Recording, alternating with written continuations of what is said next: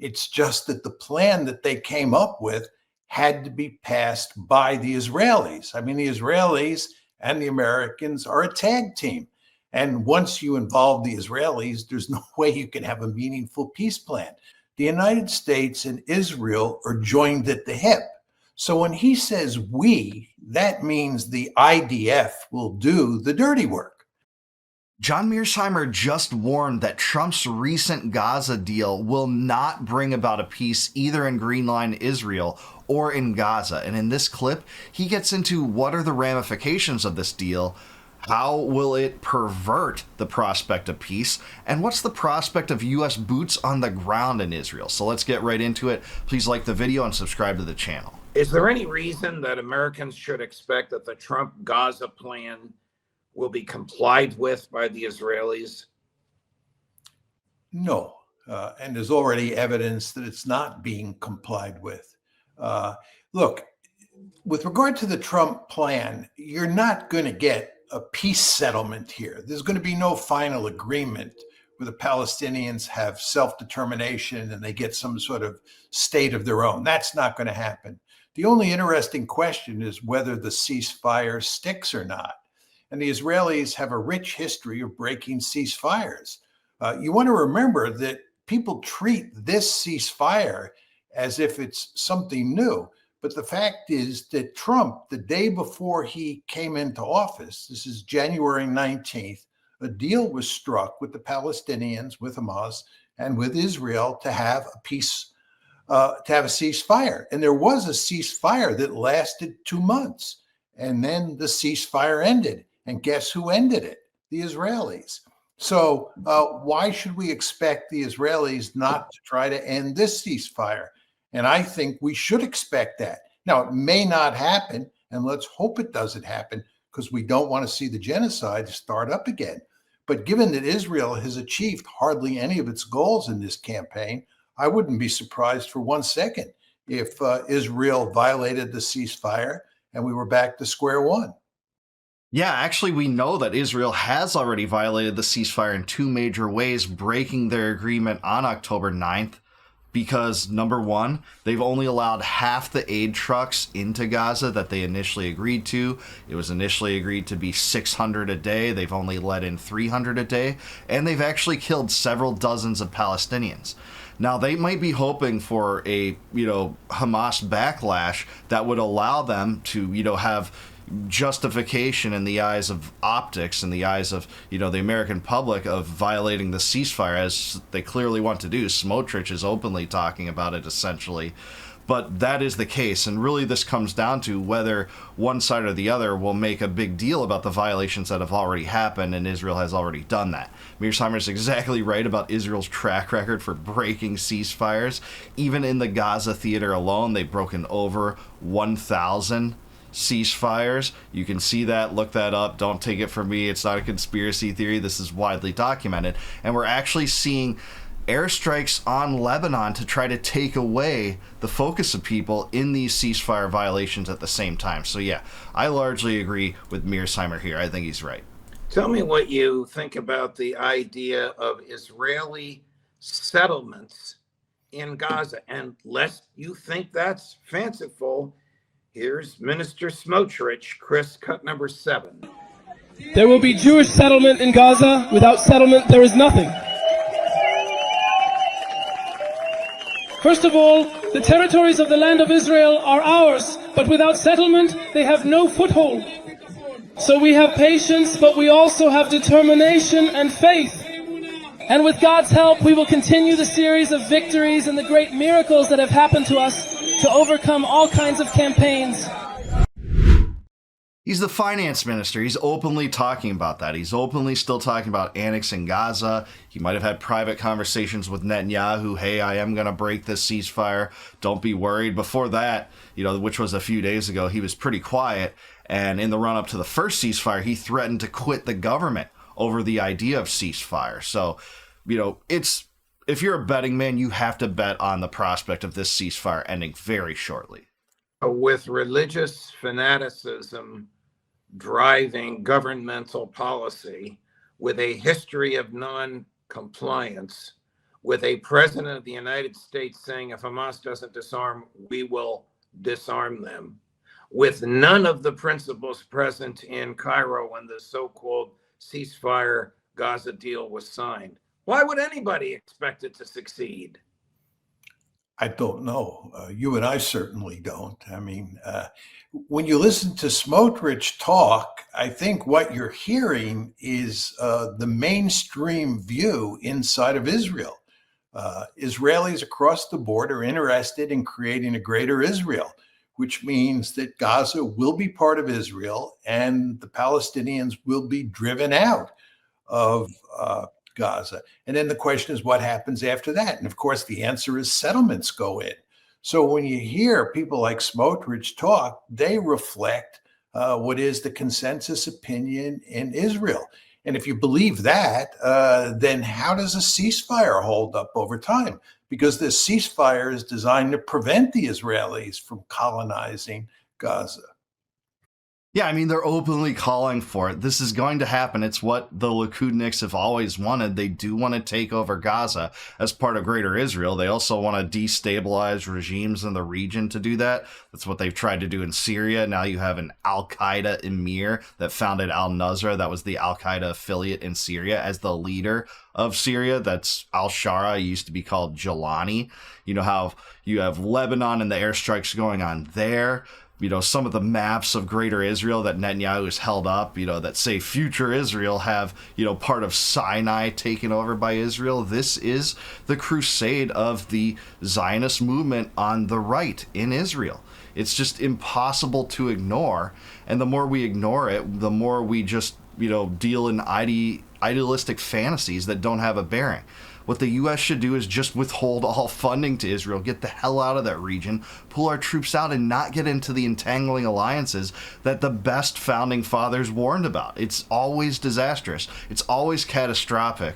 And Israel first and that mentality is emblematic of that fact. You know, before we jump to Venezuela and then the conversation between, or what we know about the conversation between President Trump and President Putin, I need to play this for you. Can the United States possibly disarm Hamas? Here's President Trump, cut number 6. On Gaza, how long will it take Hamas to disarm, and can you guarantee that is going to happen? Well, they're going to disarm, and because they said they were going to disarm. And if they don't disarm, we will disarm them. How will you do that? I don't have to explain that to you. But if they don't disarm, we will disarm them. They know I'm not playing games.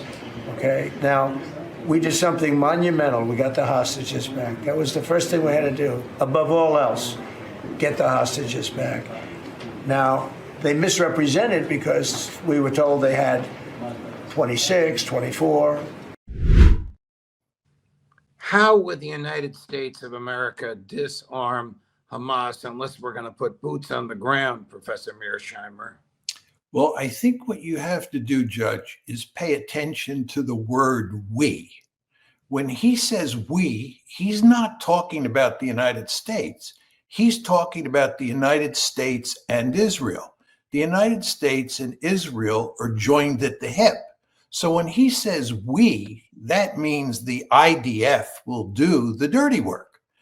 So he's not talking about sending American troops in. That's not going to happen. The we applies to the United States and Israel. Now, is this going to work? The answer is no. Hamas has made it very clear that it's not going to disarm until there is a Palestinian entity that is in control in Gaza. Yeah, and why would you? It's just impossible not to see how you're just a sitting duck without any arms for an Israeli invasion, annexation, and occupation in totality if you do disarm. And from this deal, you know, one of the points says essentially that who gets to decide when Hamas has truly disarmed? Well, it's the Israelis. Well, they'll never say that Hamas is disarmed. And they can use any excuse under the book to make that the case, to make that their argument. So this is not going to hold. Mearsheimer is exactly right. This won't bring about any kind of peace because there's nothing on the table to that end. And Netanyahu has been emphatic in the UN that there will never be a Palestinian state. His whole political career is centered on the idea that there'll never be a Palestinian state. So I hate to be cynical about this. I'm glad that there's a reprieve in the killing, the slaughter, the pulling up out of the rubble of babies to the most extent. You know, there are several dozen Israeli killings since this ceasefire went into place. But at the same time, any reprieve is a good thing, but we have to be realistic here about what this means. And it doesn't mean a roadmap to peace. Far from it. That is not going to happen. Trump's 20-point plan is designed to make sure that doesn't happen. So Hamas is not going to disarm. And when we go in to try to disarm Hamas, we're going to get the same result that we got when we tried to disarm them over the past 2 years. And that is that we could not defeat Hamas. Great observation. Isn't the Gaza peace plan just a facade to get the Israeli hostages out? No, I think that Trump and company were genuinely interested in coming up with some sort of plan that stopped the killing and ultimately settled the conflict. It's just that the plan that they came up with had to be passed by the Israelis. I mean, the Israelis and the Americans are a tag team. And once you involve the Israelis, there's no way you can have a meaningful peace plan. Well, I agree with that, but it's not Netanyahu that wants those hostages back. Those hostages served as the best propaganda tool for him to keep this genocide going forever. Now, Trump, I think, does. He wants to get away from the most brutal and, maniacal and murderous aspects of this Israel first relationship in Gaza, certainly so. And the Israeli public does too, who has been putting immense pressure on Netanyahu to negotiate to get these hostages back. That is the case, but Netanyahu wanted there to be hostages remaining. He could have gotten these hostages back when Trump entered the Oval Office in that first ceasefire back in January, if he wanted to. Hamas was continuing the exchanges. They were totally open to continue those exchanges, but Israel didn't want to get all the hostages back because then they couldn't have the justification in the propaganda campaign. They needed to continue the ethnic cleansing in Gaza, which some people, including Smotrich, clearly still want, which Netanyahu still wants, which I believe Israel Katz still wants, which Ben Gvir still wants. This is a right-wing coalition that isn't going to loosen the reins on this crusade right now. They see the door of support in America for Israel closing. It's going to close in, maybe a matter of a decade as young people peel away from this mentality. That's what are at the crux of this issue. It's not even clear, as I said at the start of the program, that you can have a meaningful ceasefire. So this plan is going nowhere. Now, it was accepted in good part by the Israelis, I believe, because it did get the hostages out. I think getting the hostages out is the only goal that the Israelis have achieved, the only one of their goals. For example, they have not defeated Hamas. They have not driven the Palestinians out of Gaza. And they're now in a situation where it may be the case where this stabilization force that comes into Gaza, assuming it ever comes in, will make it more difficult more difficult than ever for them to drive the Palestinians out, simply because there will be a lot of Arab armies in the region. Yeah, he's right. And this plan, this is the original peace plan, talks about that international stabilization force. This opens the door to potential U.S. boots on the ground. I have no reason to think that that's going to happen anytime soon. But the prospect is there that this international stabilization force will try to, enact this and enforce this, but it's not going to work. Nothing's going to work until the prospect of a Palestinian state's on the table. And guess what? I don't like any states. I'm a radical libertarian, right? But that's much better than a genocidal state, and that's the genocidal state of Israel and their nefarious doings in Gaza. Wow. Do you foresee American troops there, Professor Mearsheimer? No, I don't. I find that hard to imagine. I would imagine that there are already small, special forces in Gaza, but large scale boots on the grounds, I find that hard to imagine. I think we've seen how little success the Israelis have had at rooting out Hamas. And the idea that we would go in there and do that when the chances of success are not very great, I find hard to believe.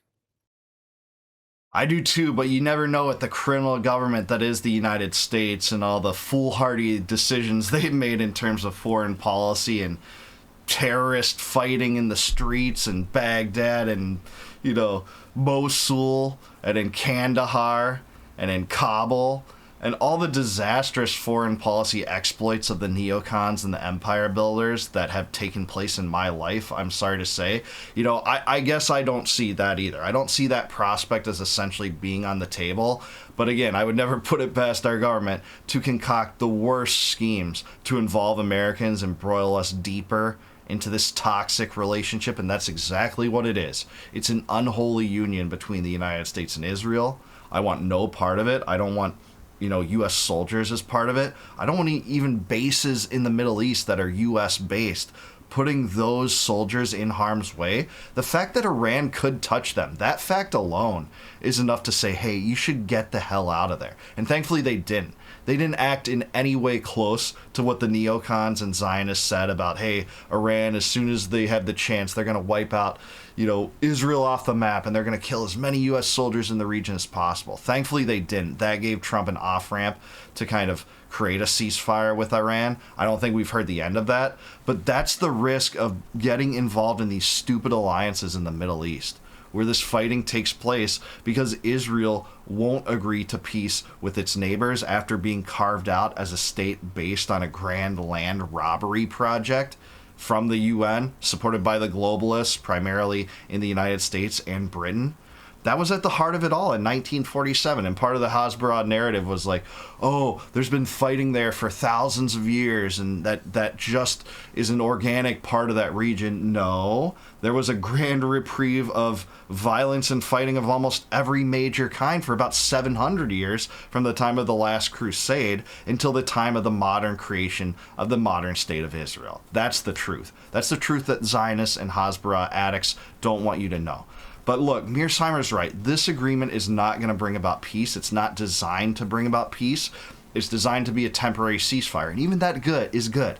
Any dissident and anti-war activist has to tell you in some ways that's good. But we, again, have to be realistic about what this means. Like, this isn't a roadmap to peace. It could be broken.